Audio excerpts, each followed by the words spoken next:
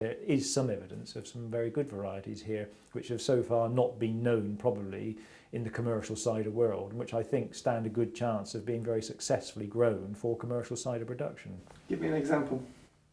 Well, the one my favourite really is here in West Milton at Marlpits Farm, not half a mile from my house. We found 3 old trees growing in the hedge, which possibly were part of an older orchard, because if you look at the shape, it's now a large garden, and I'm pretty certain prior to this period the whole area would have been an orchard. So it's hard to say whether they're seedlings or whether they were varieties that were planted. These trees are probably getting on for 70, 80 years old. Or whether they seeded themselves, we don't really know, but certainly one of them, the one we've called the Marlpits Late Bittersweet, we haven't really been able to exactly identify, so it will probably become known as that, and that makes a superb single variety cider. To my mind, it makes it a better single variety cider than Kingston Black. Another good Dorset variety which comes from Netherbury is the Golden Ball, which is a same category as a Kingston Black, a bitter sharp, and that makes a superb single variety cider. So we've got 2, straight away that I think deserve a lot more commercial backing and people and see them successfully grown throughout the West Country. It's quite a claim to say something's better than Kingston Black, given Kingston Black's reputation. Yeah, it probably is. But I did it 3 years in a row, the Marlpits apple, and to my mind, I prefer to drink it as a single variety. And also, obviously, if you add it to any blend of apples, it's only going to improve the cider you've got. I was very impressed with that, and with the Golden Ball. 2 very good ones. We've also had quite success with some of the others from around North Dorset, but those are the ones that stick out in my mind, to my mind, as being the most successful. Oh, we found lots of things we don't know about, which we've given names to because we can't find any background of them. There's some very nice ones up sort of Marnell and Henstridge, up that way, right on the Somerset Dorset borders. Tell me about those. Well, we found in Henstridge itself, which is really Somerset, I suppose, but I think the borders moved backwards and forwards quite a few times up that way. And there was a big old orchard there, which we've seen on the tithe maps. And there's still parts of that which have got bungalows and other houses and things on now, but that's where you find the trees that are kept in the back gardens. We found 1 or 2 really nice ones up there.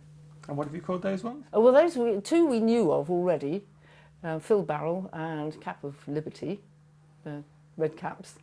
2 good, that's a good bitter sharp variety, good Somerset variety. And we found Warrior in one of those orchards too, and Ironsides. Ironsides lives up to its name. It's one of those green things which I dismissed when we'd met with it beforehand. And it's only when I saw it growing in a proper orchard and I thought, oh, it's a horrible green thing that keeps forever. And that must have been its only useful attribute. But it was used for cider making, and it's been recorded in many old books way back in the 1880s. And how much did you know previously about Warrior? Not a lot. That seems to be something which has been named or renamed fairly recently. There's still a little bit of discussion about that. It's hard to find much evidence of it. This is the great difficulty. I mean, you can go to the Royal Horticultural Society's libraries and you won't find much about the cider apples. Most of the documentation was done at Long Ashton, and if it wasn't of interest or nobody brought any apples to Long Ashton, well, there's nothing there. Hardly anything. I asked partly because you were saying that you think the one you've called Marlpits number 2 might actually be Warrior, and Nick was saying he thinks Marlpits number 2 actually potentially is better than Kingston Black, and in years to come it might be something which really flourishes. Do you think that? It's a little bit sharp on that, I think, but then so is Kingston Black very often. We found it first of all in Cattystock, and we called it Jonies because the person who owned the orchard was called Joan. But now we're beginning to think, well, there's more trees of Warrior. They're cropping up in several different places, so it must be popular as a Dorset variety at one time. And you think the Marlpits number 2 is Warrior? I think it is. It looks like it to me and tastes like it. We've had the juice of many of these analysed. They did that for us at Thatcher Cider in their lab there. So we actually know what the acid content is and the tannin content. So it's a bit more scientific than it used to be in the old days. And if it matches up, then I think, right, there's a fair chance it's the same variety. Is it a bit disappointing there that it might be Warrior rather than a new variety? No, I like to think, well, we found something which was lost and now it's there again.